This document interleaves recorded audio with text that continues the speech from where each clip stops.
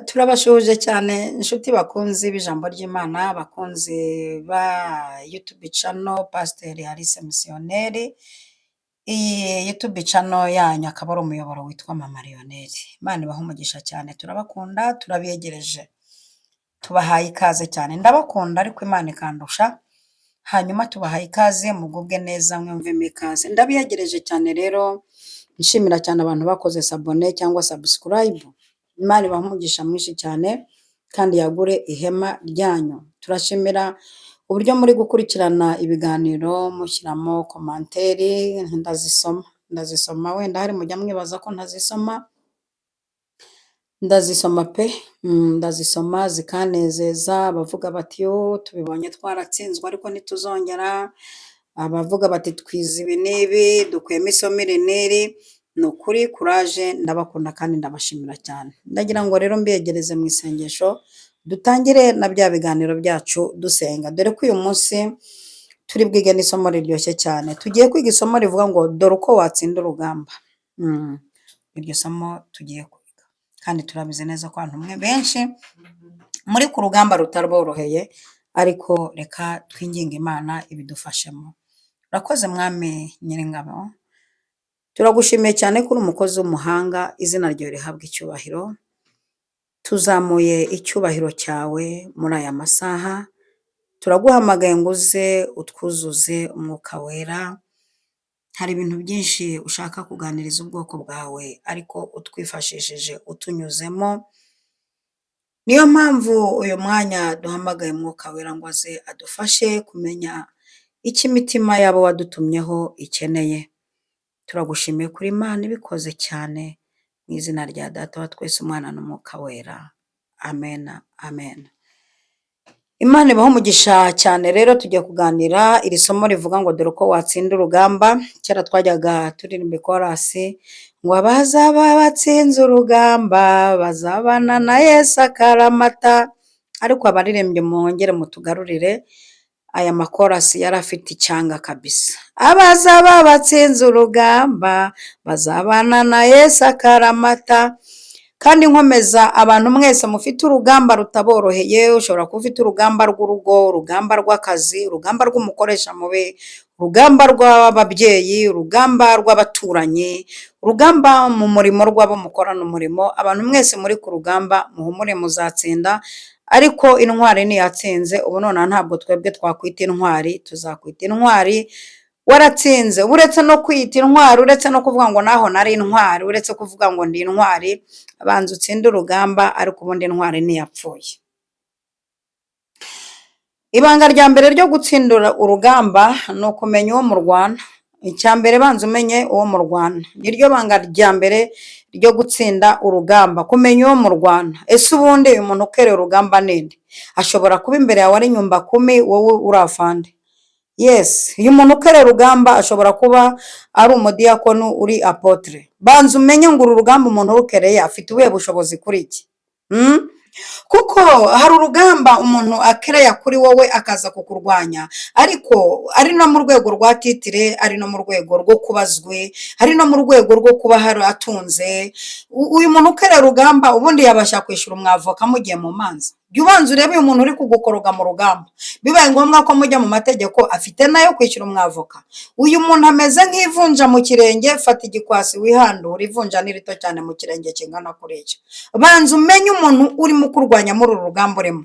Asanga umuntu arayicaye ngo bamvuze.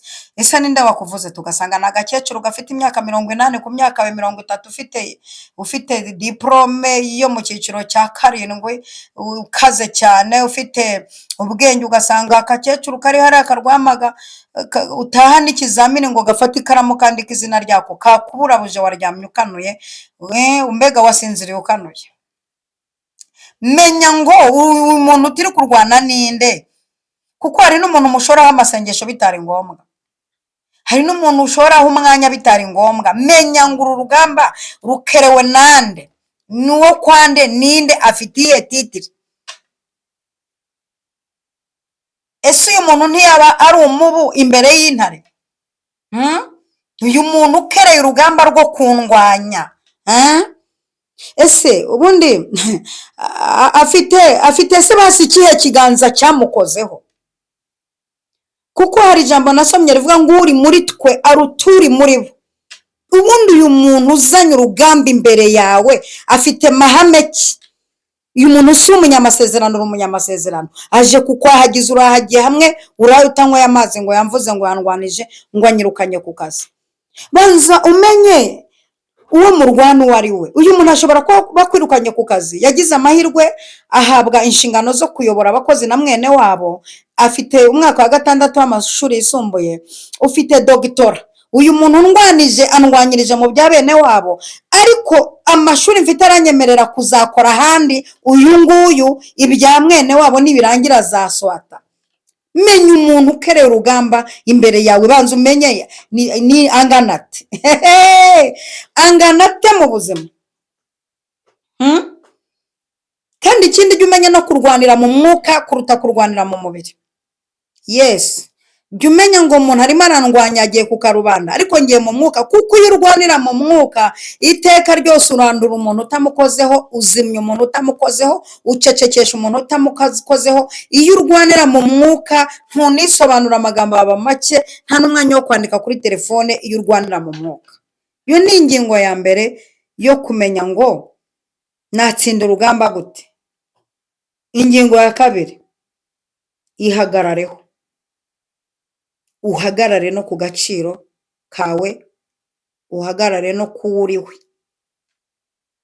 mu rugamba. ihagarareho, ihagarareho. none se ubundi nutihagararaho n'indi uri buguhagarareho? nutirwanaho n'indi uri bukurwaneho? hari igihe washaka no kubwira ayihishe inyuma y'urugamba urimo. hari igihe washaka kutabaza aba abyihishe inyuma, ahubwo akajya agukuramo amakuru. ihagarareho, uhagarare ku gaciro kawe, uhagarare ko uriwe. kuko ndashaka kukubwira ko utanoroshye. ubundi jya ubyuka mu gitondo ubwire n'ukurwanya mu mutima kutoroshye. yes, uhagarare ku gaciro kawe. nimba uzi ko agaciro kawe katoroshye, ndi kuvuga agaciro mu buryo bw'umwuka no mu buryo bw'umubiri ntiworoshye. umuntu ubasha kwiyishyurira inzu nimba uba mu bukode uroroshye. umuntu ubasha kwijyana mu mujyi ukagaruka nta muntu ukurandase uroroshye. umuntu ufite ikarita ikwemerera kuba mu gihugu, uzi ko uba ufite ibyangombwa bikwemerera kuba mu gihugu, ukaba ufite ibyangombwa bikwemerera kuba mu gihugu, wowe urumva woroshye? ntabwo woroshye. ihagarareho. urugamba rwose ruje, jya wihagararaho, ntugasone, niko twabyitaga. ubundi kera umuntu yarwanaga n'umuntu akamunesha nta mbaraga afite kubera amagambo y'iterabwoba. akaza ubona ko ari bugukubita ingumi ukabomagurika, ariko ukihagararaho ukavuga uti ibeshye gato. hari nabo najyaga nshyiraho ingumi ntiyinukirize, banza uyinukirize. ukihagarara imbere, jya wihagararaho please. ku nzobe yawe, ku gikara cyawe, ku bugufi bwawe, ku burebure bwawe, jya wihagararaho. urugamba rwose nturuza, wihagarareho, ntuve ku izima, ntukarekure, ntugatsindwe, ntukareke. hari n'abantu mutsindwa mutararwana, mutsindwa mutaraburana, muneshwa mutaravuga. ihagarareho, uhagarare ku gaciro kawe. nimba uri umugore uvuga uti ndi umugore wa runaka, ndi mukarapidoti. niko Debora byagenze, aravuga ati ngende mukarapidoti. uyu mugabo arapfa, sise urapfa shingiye ko ndi mukarapidoti, ndi munsi y'igiti cy'umukindo, mba hagati y'imisozi miremire, mbana n'abanafutari, nkabana n'abazeburoni, nkabana na baraki. umugore yihagararaho kugeza igihe sisera apfiriye. urugamba niruza, jya umenya kwihagararaho. nihaza urugamba rw'abagabo bagusambanya, jya umenya kwihagararaho. naho waba uri umupfakazi, jya umenya kwihagararaho. naho waba nta kazi ufite, bagushuka ngo nuduha turaguha akazi, jya wihagararaho. uracyari muto, jya umenya kwihagararaho mu rugamba urwo ari rwo rwose. turebe ingingo ya gatatu. ingingo ya gatatu iravuga ngo irinda abakuvangira. kiri ku isomo rivuga ngo ni gute watsinda urugamba. irinda abakuvangira, kuko abantu bose si inshuti. abantu bose si inshuti. mu rugamba urimo ntagire umuntu ukuvangira ukuzanira ibitekerezo.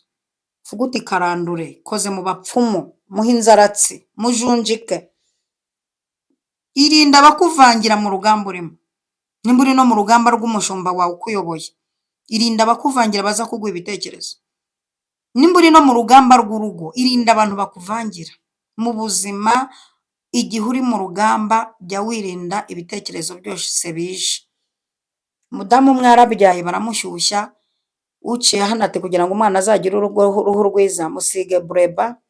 Undi akaza ati musige vaseline muri farumasi, undi akaza ati musige herobrene, undi ati reka reka musige movite, undi akaza ati reka reka musiga aya ngaya niyo nasize uwanjye, undi akaza ati reka reka reka jya umwoza gusa ntukamusige. Umudamu baramucanga agira nk'amacupa 10 yo gusiga umwana umwe. Mu minsi nka 30 umwana agira uruhu rumeze nka myenda y'abasirikare. Kubera iki? Yahuye n'abamuvangira. Yahuye n'abamuvangira.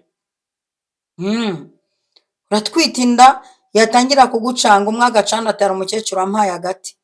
Undi ati igibumba ry'icyatsi. Undi ati reka reka jya unywa ibintu bimeze gutyo. Undi ati ahowe karaka. Nari utunini. Undi ati oya. Kugeza ubwo umwana avutse igihorihori cyararobotse. Ndi ku ngingo ivuga ngo irinda abakuvangira mu rugamba uriho. Irinda abakuvangira.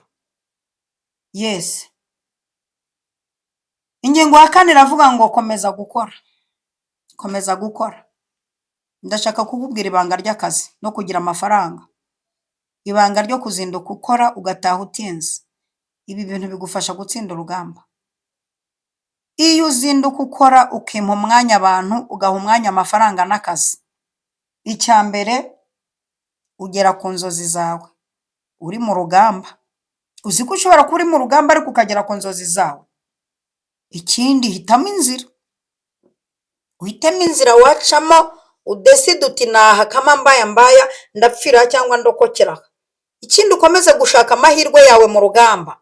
Mu rugamba uko rungana kose, uko urwana kose, komeza kwirukanka ku mahirwe yawe mpaka uzayashyikira. No mu rugamba hajya haba igisubizo ndugu yawe. Tugere ku ngingo ya 5 ivuga ngo irinde guhangayika. Irinde guhangayika ejo utagira hypertension, utarwara isukari kazamuka, utagira stroke, utararukane wabuze ibitotsi, bitagira ingaruka ku bana, bitagira ingaruka ku mugabo, bitagira ingaruka ku muryango. Igihe uri ku rugamba irinde guhangayika. Umuntu w'Imana ntabwo arwana ahangayitse. Menya ko Imana iri mu ruhande rwawe. Nta muntu w'Imana urwana ahangayitse. Ihesha amahoro ibiguhangayikisha bihari. N'umuririmbyi yaravuze ngo nuko menya nkiri mu makuba amahoro adashira. Twe tumenyera amahoro mu makuba, tukagirira amahoro mu byago, tukaririmbira mu marira. Uzi kuririmbira mu marira? Tugasekera mu mibabaro. Wenda ukabanseka ushira nta kibazo, ukabanseka ashira. Menya ko Imana iri mu ruhande rwawe mu gihe uri ku rugamba. Wiga uko watsinda urugamba. Nuko watsinda urugamba. Nuko watsinda urugamba. Tugiye muri Bibiliya dusanga Dawidi yatsinze Goliyati. Izi nkuru ziba mu gitabo cya mbere cya Samweli igice cya 17. Dawidi gutsinda Goliyati, icya mbere yamenye uko yarwana urugamba.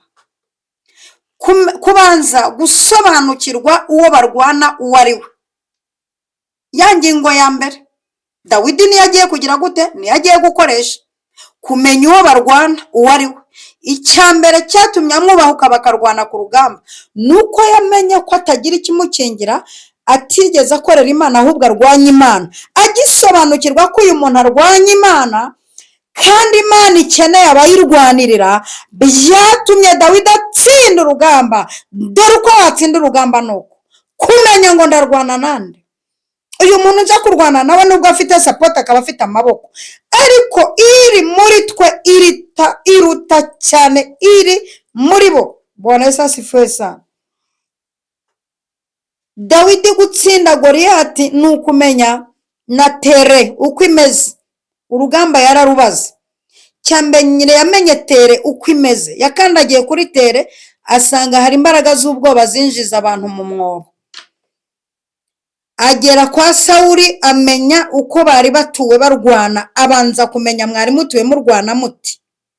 Ntiyagerageza kumva abamuvangira. Ya ngingo ya kabiri, irinda abakuvangira.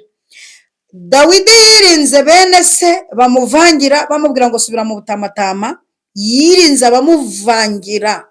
Nuko batsinda urugamba. Dore uko watsinda urugamba ni ukwirinda abakuvangira. Yirinze abamubwira ngo twese twatsinzwe, subira mu butamatama. Yarabyirinze, ahubwo yiga uburyo yatsinda urugamba. Ku ngingo ya kane ayikoresha neza ngo komeza gukora, akomeza gukora. Ingingo ya gatanu Dawidi arayikoresha ngo irinde guhangayika.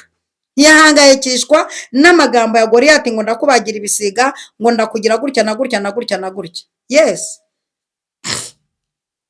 ajya gutora amabuye 5, afata umuhumetso, afata imvumba.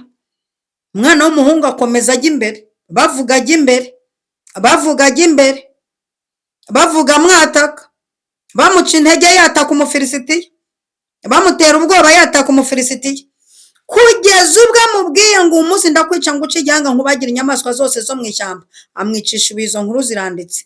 Dore uko warwana urugamba no kwirinda abakuvangira. Na Gideyoni kandi niko byagenze, yatsinze abamidiyani. Izi nkuru ziri mu gitabo cy'abacamanza igice cya 6. Yatsinze abamidiyani. Gideyoni yatsinze abamidiyani ate? Icyambere ni ukumenya abo barwana nabo. Yabamenya ate? Uzi ko Gideyoni yagiye kuri tere yabo, yagiye ku gasozi kabo aho bakambitse, aho bita mu rugerero, akabageramo, akabanza akamenya abo barwana nabo, akabanza akamenya ko burya nabo bajya barota. Uzi ko yamenye ko nabo bajya barota? We yarwanye n'abantu bagira inzozi zikanasohora. Gideyoni yarwanye n'abantu berekwa. Yes, arangije nawe yirinze abantu bamuvangira, yirinda no guhangayika, kugeza ubwo barose bati turose irobe rya sayiri ryikaraga rigwa ku mahema yacu. Agwa agaramye, yego. Gideyoni anesha abamidiyani nk'unesha umuntu umwe. Gideyoni abaneshesha ijambo rivuga ngo inkota y'Uwiteka na Gideyoni akoresheje imuri n'ibibindi. Urugamba, dore uko watsinda urugamba nuko nguko. Reka turebe Yosuwa. Yatsinze Yeriko. Izi nkuru ziri muri Yosuwa 6. Yosuwa yatsinze Yeriko, yari mu bagabo batigeze bahangayika. Iyi ngingo ya 5 ivuga ngo irinde guhangayika. Yosuwa yahanganye n'izi ngabo kugeza ubwo Yosuwa umugaba w'ingabo yageze kuri level ahagarika ukwezi n'izuba birahagarara, abivuze mu mazina ngo zuba nawe kwezi standard. Birahagarara, birahagarara ngo mbanze neshe ababisha banjye. Ni ukuri birahagarara. Yosuwa ararwana, aranesha, abohora ibihugu 3. Yosuwa Imana imuha umugisha. N'umunsi umwe ari kumwe na Kalebu yaravuze ngo twebwe twibutse iby'Uwiteka tuvuze turi Kadeshi Baruneya tuzabanesha, tuzabarya nk'abarya imitsima, kuko ubu ntibagira ikibakingira. Ihagarareho, niko nakubwiye. Iyi ngingo ya 2 ivuga ngo ihagarareho. Yosuwa na Kalebu hari aho bageze bihagararaho imbere y'abatasi 10. Bihagararaho baravuga ngo twebwe dusanze batagira ikibakingira. Nta y'ibiri, nta y'itatu, nta. Yes, Mose yatsinze Farawo. Mose yatsinze Farawo, ahangana n'ingabo zo kwa Farawo, kugeza ubwo ingabo za Farawo n'amagare n'amafarashi bigwa mu nyanja. Farawo ataha mwaramwara. Samusoni yatsinze abafilisitiya. Umunsi umwe yica 1000. Ariko Samusoni aka kantu k'irehi niho byabereye, ku mudugudu w'irehi, ku musozi w'irehi, aho yahanganye n'abafilisitiya ngo bari bafite urusaku. Ubu ngo bari bafite urusaku, ngo bamusanganishije urusaku. ariko bamusanganisha urusaku we adafite urusaku, ariko afite imbaraga ziri muri we zo kumenya ibyo arwana nabyo ibyo ari byo, azi kwihagararaho no kwirinda guhangayika, yes, no kwirinda abamuvangira. Samusoni ngo abicisha umusaya w'indogobe 1000 barara bapfuye, kuko uwo munsi yakoze akazi katoroshye ngo agira n'inyota gumwuma, ariko atakambira Uwiteka. Ndashaka ko dusenga, ariko dore uko watsinda urugamba nuko icya mbere ni kumenya ngo ndarwana nte, ndarwana nande, ese uru rugamba ndarurwana nishingikirije kuki, numvise ijwi, ese ndashoboye, ese mbana nande, ese mfite iki. Nguko uko urugamba barutsinda. Kuko Mose hari igihe yacitse intege, hari igihe Mose yajyaga anyuzamo agacika intege, akaba igihe afata amategeko akayamena, akaba n'igihe amenagura urutare ngo ngaho amazi mbahaye, nawe byamucanze hagize stress. Aba bagabo nawe baramucanze kugeza koko iyo wamenya abo murwana birakorohera kurwana.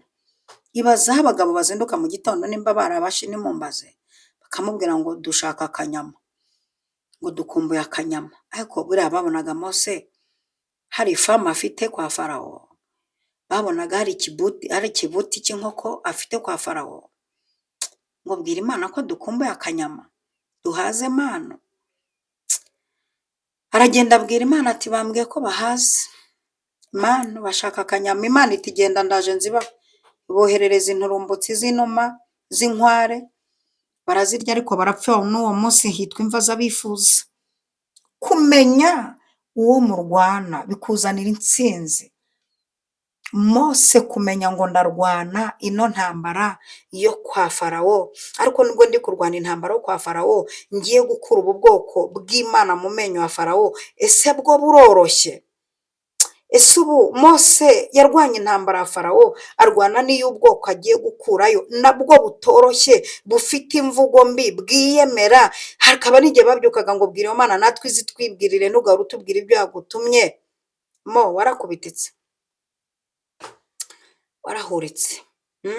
Kugeza ubwo Mose atangiye kumenyereza Yosuwa, atangiye kunanirwa mu mutima, amarangamutima akangirika, akaba n'igihe azinduka akabwira Imana ati Mana, hari ikintu wavuze mu gitondo, wavuze ko ugiye kwica ubu bwoko, ariko nzanye igitekerezo.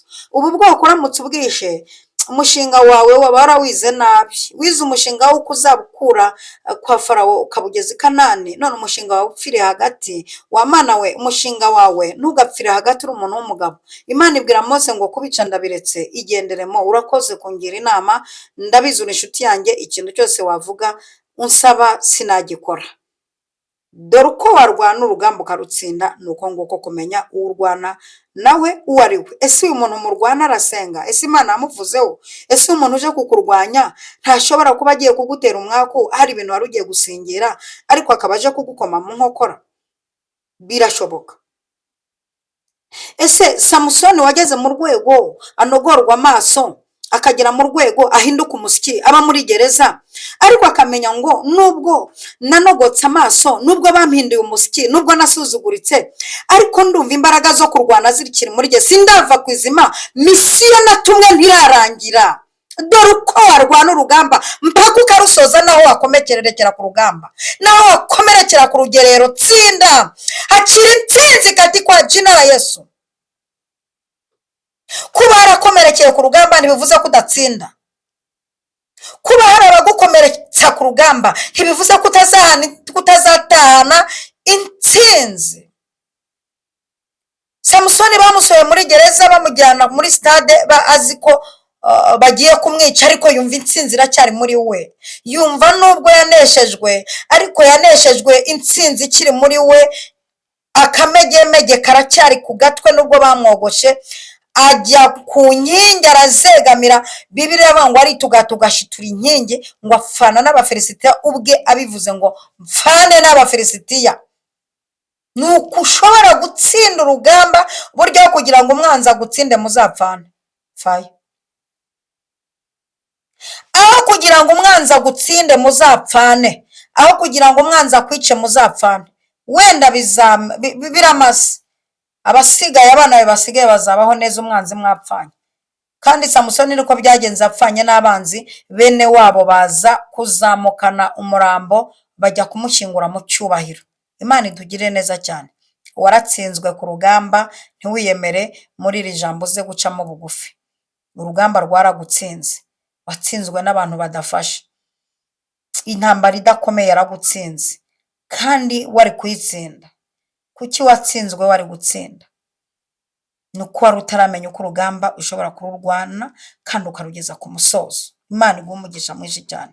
Ndagira ngo dusoze ngusengera, wowe uri ku rugamba wabonaga ugiye gutsindwa, ndashaka kugusengera Uwiteka akazamura imbaraga zawe n'amarangamutima akongera akinjiramo ubutsinzi. Urakoze Uwiteka, turagushimiye ko ni wowe ntwari mu ntambara, uri intwaro yacu. Haleluya.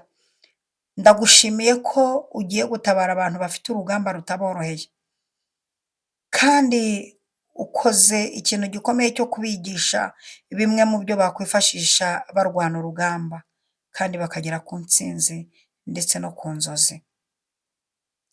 Mpamagaye ubwiza bw'Imana kuri uyu muntu wese unkurikiye, ndetse n'umuntu ufite urugamba rutamworoheye. Imbaraga yawe ikora ikintu kidasanzwe kuri we. Ubwiza bwawe bubane natwe, kandi iri jambo urikomereshe ibimenyetso n'ibitangaza. Mu izina rya Data wa twese, Umwana n'Umwuka wera. Amen, amen.